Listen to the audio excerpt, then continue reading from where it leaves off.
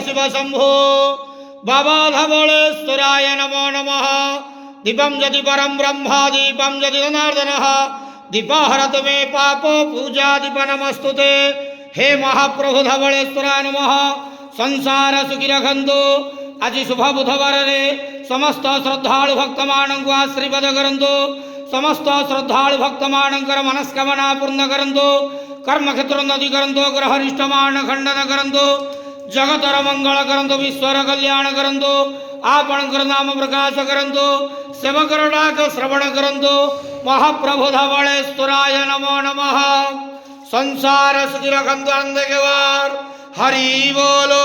आज शुभ बुधवार रे समस्त श्रद्धालु भक्त मानक आशीर्वाद करंतु आनंद के वार हरि बोलो। हर हर महादेव शिव शंभो बाबा धवलेश्वराय नमो नमः।